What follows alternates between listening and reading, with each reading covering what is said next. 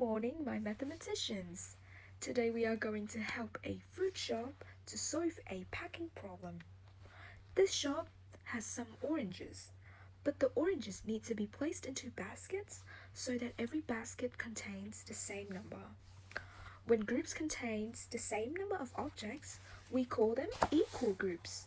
Can everyone please say that phrase with me? Equal groups. Right, so by the end of this activity, you will be able to make equal groups using objects. You can draw those groups and write a matching number sentence. So first, we're going to build it, draw it, and then write it. Right, class, when I say hands on, you may move your counters. And when I say hands off, please stop moving them and look my way. Alright, so let us begin by checking how many oranges the shop has. Count with me, guys. 1, 2, 3, 4, 5, 6, 7, 8, 9, 10, 11, 12. We have 12 oranges altogether. But before we solve the problem, what does the word equal mean? Can anyone tell me? Thank you. Yes, equal means having the same amount. So for example, if one basket contained 5 oranges and another basket contained only 2 oranges, can you call those two baskets equal? No, right? It has to be in the same amount because 5 and 2 are different amounts. So every basket must contain the same number. Okay, so our first problem is the shop has 12 oranges and 3 baskets. How many oranges should be placed in each basket so that the groups are equal? I'm going to solve the problem using my counters, which is these oranges here, and I will place 1 orange into each basket at a time. I am placing 1 oranges in the first basket, 1 in the second one, and 1 in the third one. Okay, I will continue this process so that the groups remain equal.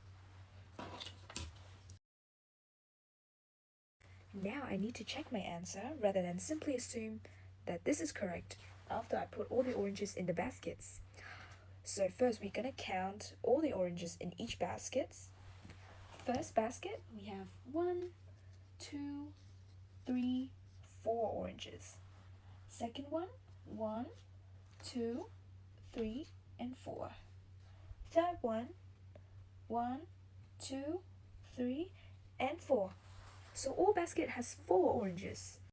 If all baskets contains 4 oranges, these are equal groups.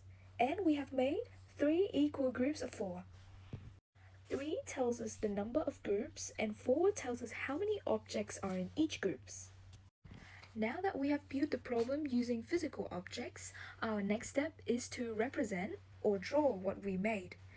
I will draw 3 large circles because there are 3 baskets that we had. Inside each circle, I will draw 4 dots because that's the amount of orange we have in each basket, right?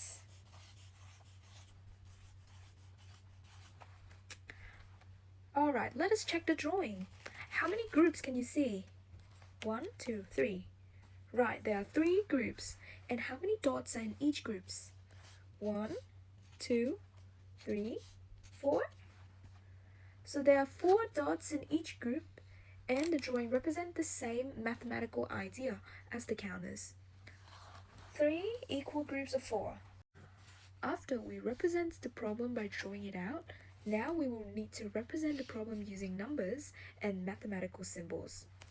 Right, so here I have 4 oranges in each basket. Each basket contains 4 oranges, so we can write 4 plus 4 plus 4 equal 12. That's the total amounts of orange that you have in 3 baskets. This is called repeated addition because the number 4 is being added repeatedly. The first 4 represents the first basket, second 4 represents the second basket, and the third 4 represents the third baskets. We can also write the shorter multiplication sentence, which is 3 times 4 equal 12. Yes, we read this as 3 groups of 4 equal 12. In this number sentence, the 3 represent the groups, the number of groups that we had here, which is, three baskets. Yes. The 4 represents the number in each group, and 12 represent the total number of oranges. Now let us solve a similar problem together. We still have 12 oranges, but this time the shop has 4 baskets. Before, the shop has 3, now they have 4. Before we move the counters, everyone please make a prediction. If 12 oranges are shared equally between 4 baskets, will each basket contain more than 4 oranges or fewer than 4 oranges? Give us a moment to think. Yes, there are more baskets now, so each basket should contain fewer oranges. We can test this prediction, guys. Right. 1, 2. We will do one in each box. Hands off, guys. Let us check the groups. After I put each oranges in each basket, we can see there are 3 oranges in every basket, right? So this time, we have made 4 equal groups of 3. And similar to what we have done, our repeated addition sentence is 3 plus 3 plus 3 plus 3. 4 times of 3 equal 12. You can see here, 4 times 3 equal 12. Alright guys, it is now your turn to think like a mathematician.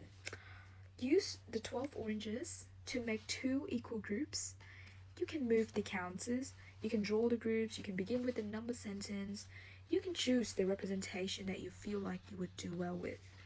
Right, but you need to remember to check that both groups contain the same number. Yep.